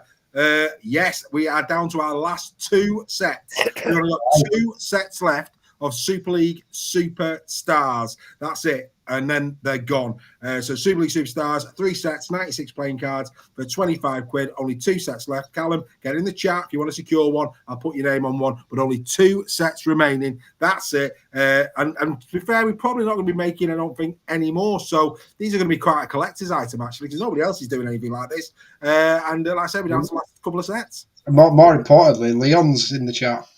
Is he? Evening, Leon. Leon's with us. Yes, Danielle Jones there. Proud mum of Leon, I'm sure. I think it's his mum. Outstanding. Your cards, Dave. My cards. Take your cards down to games and get players to sign them that would increase the value. Well, you could do that. You could do that. Has Leon got a set? Has he asked Father Christmas for a set? Yeah, has Leon asked Father Christmas for a set of Super League Superstars? I don't know. But what I do know is that I'd have to get a plane over to Australia because, of course, a couple of the lads who left this season are included in our Super League Superstar set of last. They'd be worth a fortune if you got those signed. Get those signed, absolutely. So yeah, absolutely, yeah. But yeah, they asked it just down to the last 2 sets available of Super League Superstars. I'd expect that they're probably going to go in the next 24 hours. All of those cards have been compiled with accurate 2024 statistics. So not only is it a fun game, it's also giving you a bit of knowledge on who was doing what in 2024. I'll be reading through the time for the next quiz. Oh, absolutely. And of course, don't forget, Super League Raw live at the Bluebell, 21st of January. Do consider becoming a member. Just do that QR code, scan that into your phone, go to patreon.com/Super League Raw. Look at all the benefits of becoming a member here at Super League Raw, and do come and join the fun and the merriment. I'm sure you will. Right, this is the part in the show where myself and Steph are just going to take a little sit back because it's that time of the week again. Oh, do you know what? I've just noticed, Greg, you haven't got your intro. I've deleted your intro. It's only fair because I've not got an intro. Why have I done that?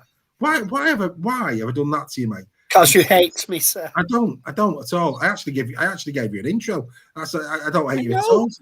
But yeah, no, I can't. Do you know what? I can't even. I like your intro as well. I thought it was really good. I thought it was all right. Hang on. I'm gonna correct this. Gives me a chance to make up something. Yeah, I'm gonna have to correct this. So if you just give me a second, we can't do it without your intro. We've got to do your intro. Craig Forth, trip to Australia for you, Dave. You had to get those cards signed. Absolutely. I think a live from Australia is next on the cards, mate. Super League Raw Live Australia. Raw Live Australia edition. Yeah, well, we are hoping. World Club Challenge. How good would that be? World Club Challenge. We're hoping to get to the Lee Leopards this year. Huddersfield Giants. Those seem to be pretty secure. But anyway, it's there. I've managed to upload it. Here it comes. Time for me and Steph to sit back in awe of Mr. Nixon. Here he comes with all the latest news from the Women's Super League. You asked for it. Here it is.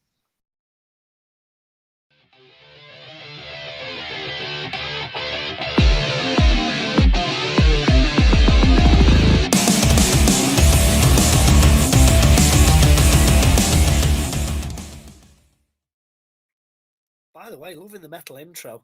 So, latest news: York Valkyrie looked to be signing Tara Moxon from Leeds. That's the latest news I've got there. She went to Huddersfield on loan last season for a little while, and it looks good news for York Valkyrie is that Lacey Owen and Canadian captain Megan Pakulis look to be staying for next season. There were rumours that both would be going to the competition, the women's competition in the NRL, but Lacey Owen looks like she's staying for a year, and Megan, who's Canadian co-captain, is also going to stay on. It looks like York have also handed deals to youngsters Izzy Brennan and Evie Sexton from their under-19 squad, so they're bolstering their squad for next season. Talking about the Canadians. York's Chevelle, well, talking about York, Chevelle Clark, who plays for York, helped Jamaican women to their first win on American soil with a 48-12 win over the USA Pioneers. This is all part of the qualifying processes for the next Women's World Cup. And St. Helens Chantel Crowell, I think, scored 3 or 4 tries in the final, with Canada beating USA Hawks 40-8. So the women's game is really growing internationally there. On home soil, great to see Faye Gaskin named St. Helens Sports Person of the Year. Glad for Faye because she suffered a really, really bad knee injury in the 2021 Challenge Cup final. She's won back-to-back Challenge Cups with Saints, a Super League title. She was nominated for Woman of Steel this year, and she beat boxer Kai Birch and racing driver Andy Middlehurst, who's a bit of a legend in that part of the world, to that title. So that's really good to see. I know that Faye was also named in the Rugby League World's Women's Team of the Year alongside Jodie Cunningham, Vicky Whitfield, Erin Scott and Leah Burke. There are other players involved in that. Were Georgie Hetherington, Carrie Roberts, Liv Wood, and Savannah Andrade from York, Anna Davis and Isabel Rowe from Wigan, Kira Bennett and Lucy Murray from Leeds. Great to see those players in there, but on a personal note, I would love to have seen more players coming from. And my printer's suddenly starting for some reason. That's what the noise is. It's probably fallen asleep. I'd love to have seen, as usual, the 4 best teams in Super League getting their players in there. It would be great to see some of the journalists who compile these statistics looking at some of the teams that have to face some of the players that have to face these teams week in, week out. For me, watching Warrington last season, there were some great players at Barrow. There was Vanessa Temple and Beth Lindsay.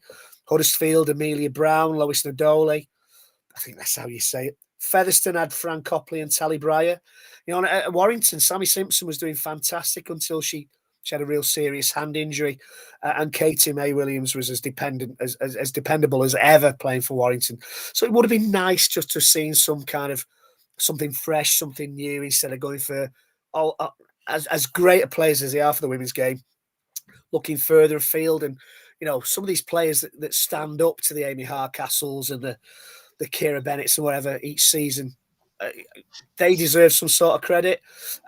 Saints have signed Georgina Holmes, who is captain of the University of Leeds Rugby Union team. She's been in union since she was a kid, since she was 12. So that's good to see. Swinton Lionesses again. They're signing some good players. They've signed Darcy Price, who's the Jamaican captain. Spoke about Jamaica right at the top of this bulletin. Leeds Rhino skipper Hannah Butcher announced her retirement after 7 years at the club. She was the first player to get to 100 appearances, has won 2 Super League titles and 2 Challenge Cups with the club. So, she's had a glittering career there, which is great to see for Hannah Butcher. And let's hope the club recognises that. And then there are rumours flying around that there are 2 some decent Australian players who want to find a Super League team for next season. One of those is Melanie Howard, who's been a grand finalist with the Roosters and played for New South Wales. She's 31, but she'll be a great signing for a team. And then fullback Amy Broadhead and loose forward Margaret Watson are also looking for a team over here. They're the rumours. They played league and union. And the one thing that's come to mind here is when I do this each week now, the clubs really have to start to get more and more information about the women's teams on their websites, because there's so much that's going on in the women's game, and I'm getting this stuff from Instagram, from WhatsApp, from Facebook, from LinkedIn. There's a great rugby league site that has got me in a lot of trouble today. I think it's called womensrl.com, and when I typed that into a search on my work's laptop, it got blocked because it thought I was trying to get an adult website up. So I might well be sacked in the morning. But come on, Super League teams, come on, all you teams with a women's team, start giving them more attention on your website. Start getting information on there, and start spreading the news about these players, because these are great players, fantastic players. So so that's my bulletin for this week. Quite a lot in there, a lot of it rumor based, but there's some good stuff in there, I hope. More insight than anywhere else there, Reggie. Well done, pal. Thank you very much. That's absolutely outstanding. Again, and isn't it sad that you've had to go to those lengths to get that? Yeah, I mean those three Aussie players, if they get picked up by Super League clubs, and let's hope they don't get picked up by the Saints, the Leeds, the Wiggins, or the York. Let's hope they go to Lee. Let's hope they go to Huddersfield. Let's hope they go to Warrington. Yeah, definitely. What I would say, just from a Lee perspective, they live streamed the Women of Steel Awards the other night, which I thought was brilliant. They give them exactly the same awards night as they did for the men hosted at the Sports Village, which was an absolutely fantastic event, and great that they celebrated, especially in a season where Lee have been promoted to Super League. So now we're at the top flight for everything, I think now, and rightly so, they got their awards night, same as they got their events at Lee earlier in the season. So fair play to Lee for promoting that, and also allowing members of Leopards TV to watch that on a live stream as well, which was great. Happy days. Well done. There's a couple of points in the chat. Dawn says she's going to see Hull KR ladies. Hope to see Hull KR ladies. It's on the screen. Go and watch them. Yeah. Oh yeah. Hello. It's the time lag, mate. I'm very old. As Mark says, I'm in my 80s. So go. And Mark asks, do I think this will change the women's game and how people perceive it? I really, really hope so, because the standard is absolutely fantastic, and we need to, everybody who's in the chat, go and watch the women's game, get invested in it. Everybody, go and get invested in the women's game.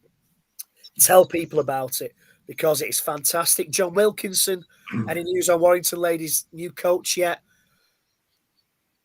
It's going to be announced next week, hopefully. So I tell you, I've got a question for you though, Reggie. Oh, go on. Can you name a film that's had 2 directors? It's a bit random. It is. Can you name a film that's got 2 directors? Go on. I don't know. Well, there isn't one, and there's not two directors at Super League Raw, sir. You know what I mean? What are you doing? I was coming to all of that, and you was like, you go in, don't you? Hey, you go in, getting into me chat, and I've got it all lined up, ready for you. No, directing your own, unbelievable. Ask me to talk about the women's game, mate. And Nixon, honestly, you give him a Nixon report, and there you go. Slot, that's it, no. You know, that's it, innit? It's over, innit? You know, I'll tell you Damn what. it now. Anyway, good night, everybody. Anyway, welcome to Super League Raw. Stephen Reggie show. The Stephen Reggie show. Yeah. Coming to you soon. The Reggie show. No, I'm only joking. You asked for Dave to disappear. We made it disappear. Well, exactly. There you go. Surefire away. Anyway, right. Great stuff. No, brilliant, mate. Absolutely brilliant. And clearly. And clearly, in the chat there, you get, and again, absolutely. I mean, us talking about it every week can only get people interested. And, even if it's ones, twos, threes that go over and above a normal attendance, we've done our job because it's about growing our sport. That's what it's about. So happy days. So take your daughters to a game. If you're a dad with daughters, because honestly, they get inspired by it. And my eldest has literally just started with Lee Miners. So do it, and it'll get you that bit of family time as well. And the good thing about it is that the players don't realise the impact they have on the people watching and the young girls. The Trailblazers. They're absolutely amazed when they get asked for their autographs and photographs, and they're really, really taken aback by it. And it's a really good thing to get your daughters and your sons. Let's not be sexist. The sons are already doing it, weren't they? That's the point. The sons are already doing it. Yeah, it's a family thing. So get down there and watch it. It's brilliant. It really is, and support it at grassroots level as well. Yeah, because my youngest daughter plays for Culture Eagles, and again, the standard of rugby. These girls can play rugby. Yeah, well, Lee Miners girls now under 12-year-old age are now having to run two teams because there's that many girls at that age group. So it's 100% taken off, and this is where it's all built from. These are the foundation. These community clubs like Culture Eagles, like Lee Miners Rangers. These are the trailblazers of the women's game, and the ones that are driving are going to produce the superstars of the future. So it is, and some of the players that are coming through, there is potential for them to push the Australians all the way in 10 years' time. 100%. And genuinely, and I'm not just saying that, genuinely, the standard of some of the girls that play my daughter's team and play against my youngest daughter's team, their skills and their power is unbelievable. It really is. For 13-year-old, 14-year-old girls, there's so much talent, and the years below and the years above as well. There's such a bright future for women's rugby league. And I'm speaking of that from a Warrington perspective. You're speaking of it from a Leeds perspective. We've got all the other rugby league playing towns and areas where girls teams are coming through. The future is looking really, really good for the sport. And anyway, the coaches are invested in it as well. It's like the coach for my daughter's team is Greg McNally, the former League player, So they're getting top-notch coaching as well, and it's such a good thing for them to get. And from a team sport perspective, it's amazing what it does for those girls. Oh, mate, it's brilliant. It's brilliant. They can relate, can't they? They can relate. Yeah. That's the thing, and it's like everything, isn't it? The friendships they forge are friendships that they'll have for life. Absolutely. We all know that from playing rugby ourselves, that you forge friendships for life. But the friendships both my daughters have forged through rugby league are just unbelievable. Absolutely. No, superb. Fantastic, matey. Outstanding stuff. Right, okay, let's go quickly back to the second lot of fixtures then. Let's go to these ones. Let's just pull a few rabbits out the hat here. Starting with Hull FC. Let's get rid of the member one for a moment. It has to be said, it's not the worst start that Hull FC could have been given. Yes, there's Wigan in there at home, fortunately. And, of course, they beat Wigan last year. They've got Lee at home as well. And that's surrounded by Catalan, Huddersfield, Wakefield and Cass. They could have had a harder set of fixtures than that. I think Hull FC. So I think the chances are Mr. Cartwright will be quite happy with that, won't he? The first 6. I'd say so. Yeah. I mean, the thing is with this as well, as we go through these, there's no easy games anymore in Super League, is there? You know, Well, especially you can't take anything for granted, but you'd rather play Wakefield than Wigan. Oh, absolutely. But the days of look at what's coming up. Wakefield are coming up as a very strong side, aren't they? They are. So there's no whipping boys next season for me in Super League, and the ones that were underperforming last season, like your FC, like your Huddersfield, have all recruited quite well. So it's going to be really interesting. How these teams start, especially the ones that have made wholesale changes, specifically Hull FC. Yeah, I think the thing about Hull FC's fixture list, though, for me is that, if by some sort of miracle that in and around 6th, come the 22nd, well, not even that, the 18th of August, look at that final 6 fixtures.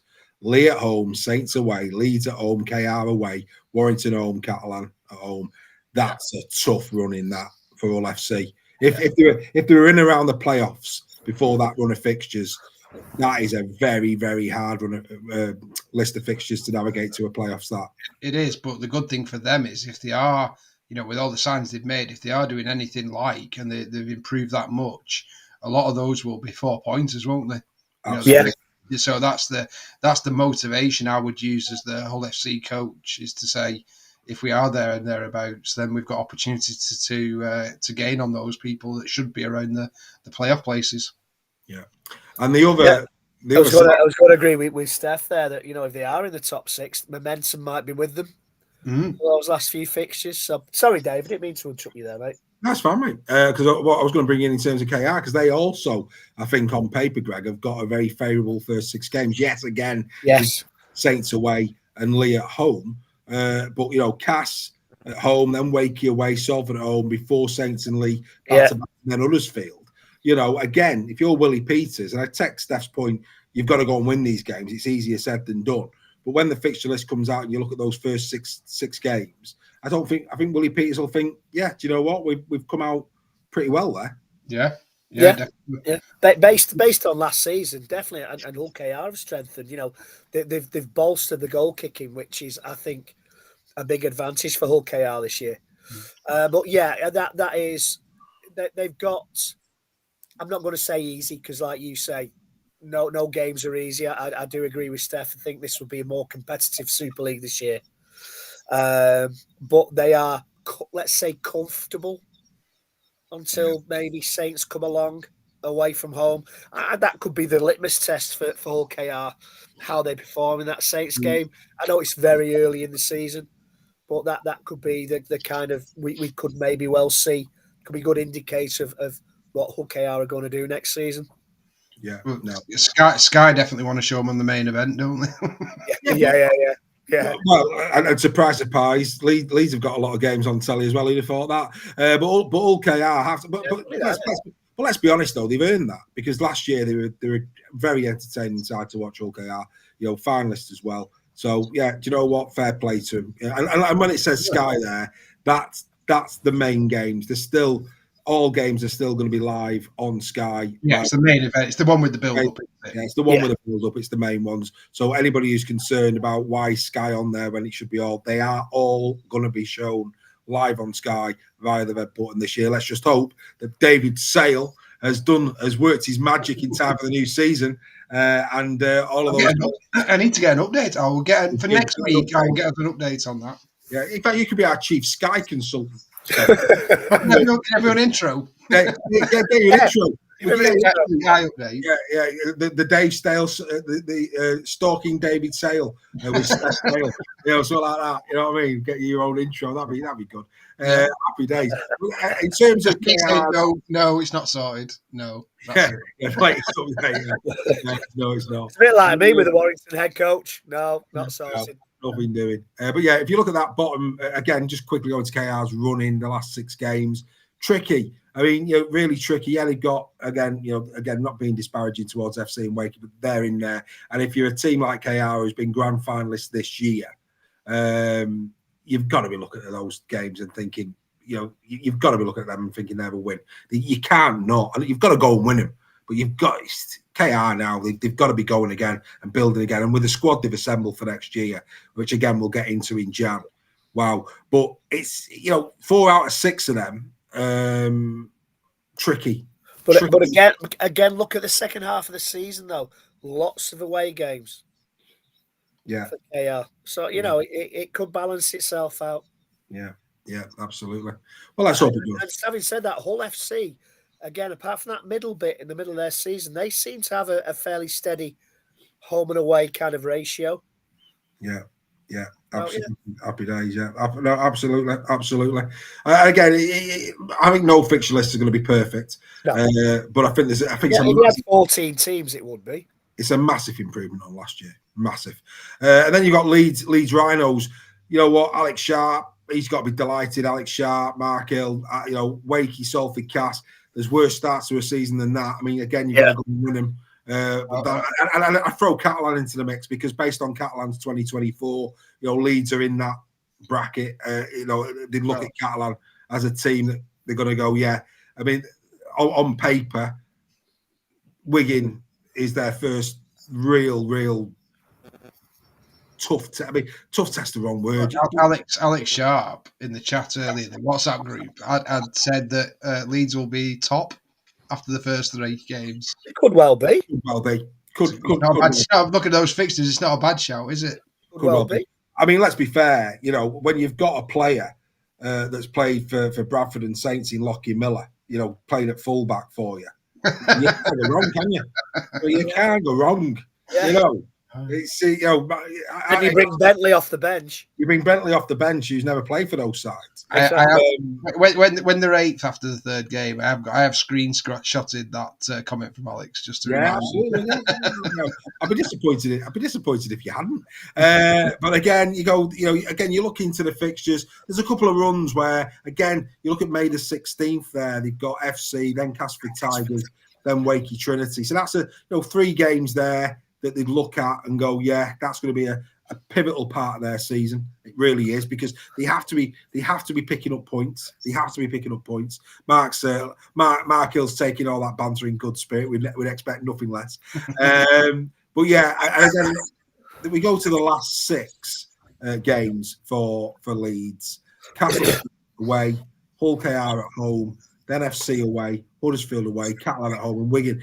Again, not a bad running. If they're in and around playoff positions with 6 to go, they would fancy their chances of picking up the points required to get, because they'd have had to have played to a good standard to be in and around the 6. So you look at that last 6 fixtures there, they're probably going to be going, Alex fancied in the back end of this season. Finished 8th. Yeah, well, to be fair, we all thought they might do a typical Leeds and scrape into the playoffs and then get to the grand final. Yeah, but you've got to take into account it's very rare he comes out of his broom cupboard. So, let's be fair, Alex. For those who do the Final Whistle podcast, you know what we mean by that. Unbelievable. But yeah, I mean, most people say, I'll drink you under the table. Alex watches the Final Whistle under the table, and that's a completely different thing. I mean, unbelievable. But yeah, look. Is it one of those freezers in Asda? Yeah. He gets paid for it, to be fair. So, fair play to him. Happy days. Right, well, look, we've gone through 6 teams' fixtures. We'll do the other 6 next week just to see the high points and low points. But I think it's fair to say there's a few teams in there that'll be looking at those fixtures, certainly the first 6, and thinking they've got an opportunity to get off to a good start. They've got to earn the right. They've got to go and do it. But yeah, a quick note, whilst Greg was doing his Nixon report, and I was listening to it, by the way, ladies and gentlemen, I just dropped a little note to Ian Smith, who cannot thank you enough. Those who have said that you'll take one of his books, he can't thank you enough, and he would be more than happy to sign it as well prior to sending it to you. So thank you to everybody who has said that they would like a copy of that. Like I say, it's a really, really good read, I have to say, and great causes that he's going to be donating the proceeds to. So thank you everybody for doing that. Right, if anybody's got a question, bang it in the chat. We have got we have got 5 minutes in order to do that. Whilst we're waiting for a few to come in, like I say, we are down to the last 2 packs. I think Callum might have one, but he hasn't put it in the chat.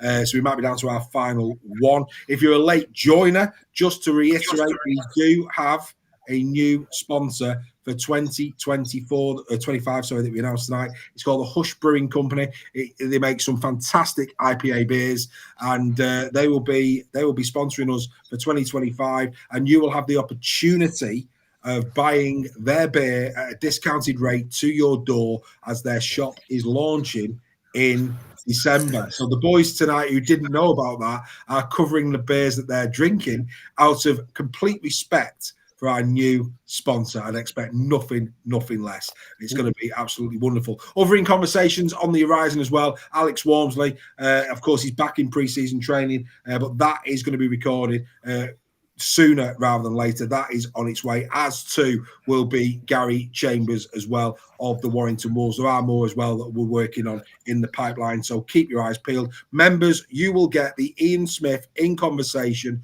tomorrow, so keep your eye out on your email. That'll come to you on email tomorrow, and you'll be able to watch that. For non-members, that will go live on Sunday evening on YouTube and will be available to be downloaded as a podcast on Monday morning for your trip into work. Right, marvelous. Right, oh dear me, where are we going to go with this? Right, oh, there you go. So Aidan Simpson, should Super League teams have a deadline to submit their squad numbers or top 30 before Christmas? I mean, you know, I'm not being funny speaking as a Warrington Wolves fan. I think, you know, A Spaceman Came Travelling by Christy Burr would certainly be in my top 30. I'd say that straight off the bat.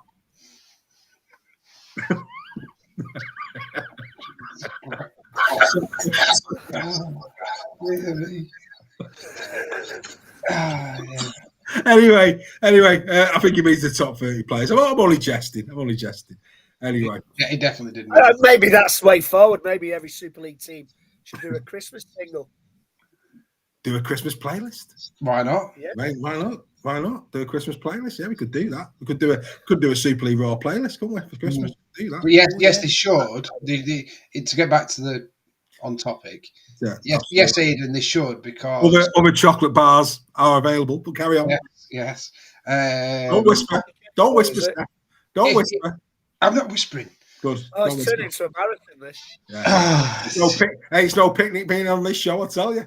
Hey, stop Maltesering me. Stop spiraling out of control. Come on, get on with it.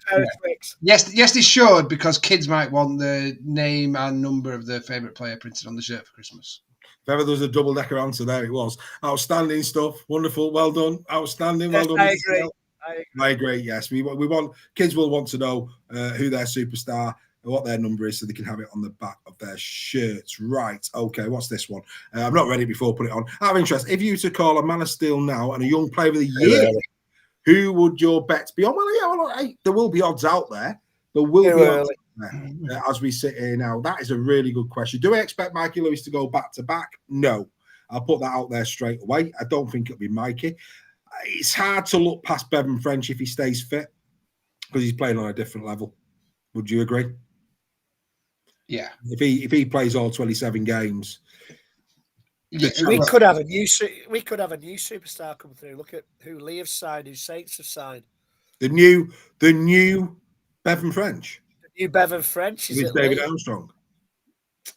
Yeah, we'll keep saying that, Derek, if you're listening, because we know he listens.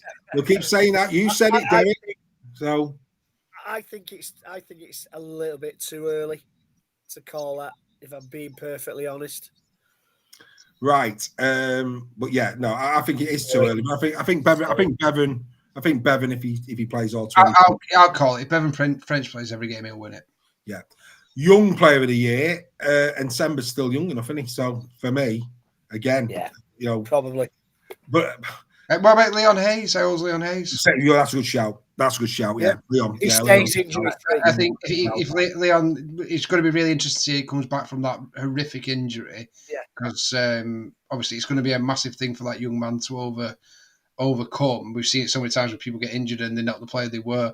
So I'm going to be watching Leon very closely. But he's got the potential. I think Nsemba's probably nailed on for it if he does what he did last season.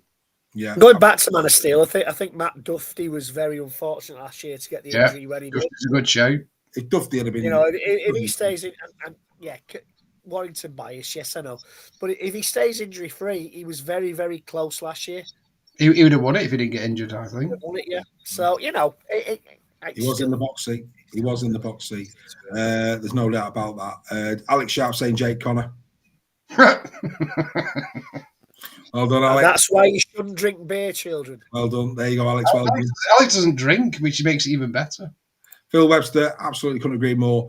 This far out with injuries, contact sport.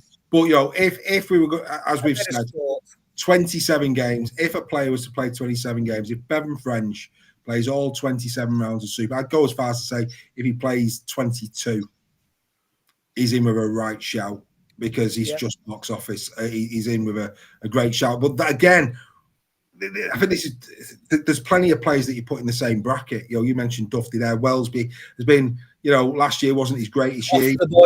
Wellesby is a good show.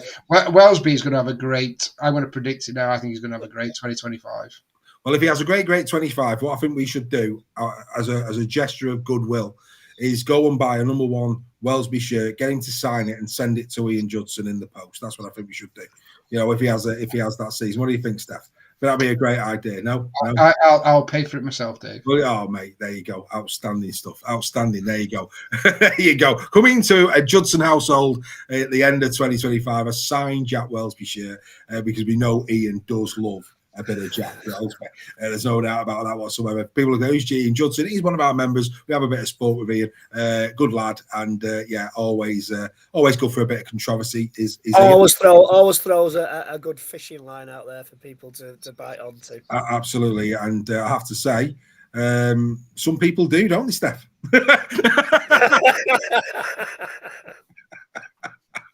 I'm known to bite a few times. Oh dear! And on that note, good evening, Mrs. Sale. Good evening, Mrs. Sale. I hope you're well. Anyway, outstanding. Right, okay. Just very briefly, and again, I'm not harping on about this for any other reason, but it is in the chat. It has been asked. Leon's mum, Danielle, is asking, what are these cards all about? So, Danielle, there is a set left. So these are they're based on top trumps. 96 Super League players. The stats are based on their 2024 statistics. There's a fun fact at the bottom of each card. It's a top trumps type of game. 96, 25 quid plus 3 quid postage and packaging. That's what they're all about. Great little stocking filler from Santa. Go on then, Steph. If there's one left, I will get it for Leon. There you go. There you go. So Leon, you've got yourself a set of top. There you go. So there you go. So if Callum's having the other one, we're now sold out. Collector's items. That's what these are. And Leon, I think you owe Mr. Sale a little, maybe a beverage or something. He doesn't owe me anything. He's a Leeds fan. He's a good lad. He's a good lad. He's been a great supporter of us these last few months. It's a Salford game, weren't it, when we met him? So. So yes, we'll get those for Leon. There you go. So there you go, Leon. It won't be coming from Santa. It'll be coming from Steph. But there you are. It's good as. How you get him. It doesn't matter how you get him. What matters is you get him. Danielle's saying you don't have to, but look. I've known Steph long enough to know that once he's a man of his word. If he's saying he's getting them for Leon, he's getting them to Leon. Do us a favour though, Danielle. If you can send me privately, if you go on to Facebook or Super League Fat, actually, easiest way of doing this is, let me just put this up, get your pen out quickly. Apologies for those who are listening to it. If you email me your address to superleagueraw21@gmail.com, superleagueraw21@gmail.com, those will be with you by the end of the week, courtesy of the legend that is Mr. Steph Sale. You're more than welcome, Leon. Top lad. Well, and I'm looking forward to seeing Leon again. He was great company. He was a cracking lad. Really enjoyed him. And you're right, he has. He's watched us pretty much every week since we met him. And again, that's why we do the show that we do. That's why there's no language on this show, because we do this show for all ages. That is what. So for those of you who watched us for the first time tonight, you will see that, yes, we can have banter. We don't F, we don't Jeff, we don't do anything. We just talk about the great game of rugby league. It's good family viewing, good family entertainment. So, Leon May, enjoy those cards with your family around the Christmas table. Maybe take a photo, because next year, and we'll end on this because the time has beaten us, next year on our titles, we will be showing photos of our members and anybody else who wants to be a part of that, a celebration of the supporters of Rugby League. So, Leon, maybe a nice family photo of you playing with those cards with your family on Christmas Day. That could actually make the titles of Super League Raw in the new year. So there are. You've had your cards given to you by Steph. The least you can do now is take that photo, send it in, and we will include it as part of the titles. Another night has absolutely flown by. Really enjoyed everybody's company. As always, gentlemen, couldn't do it without you. Super League Raw keeps getting bigger and better. We will be back next week at the usual time of 8 o'clock on Tuesday. We're back on Tuesday next week. Thank you very much, everybody, for your understanding, having to move the days around for work commitments. And Danielle has committed that photo will be taken. Is there a better way to end the show? I don't think there is. You enjoy your week ahead. We'll be back for Super League Raw Weekly next Tuesday because, as always, as we say, gentlemen, you can't beat a bit of weekly. You can't beat a bit of weekly. Good evening and goodbye. See you later, guys. Thank you.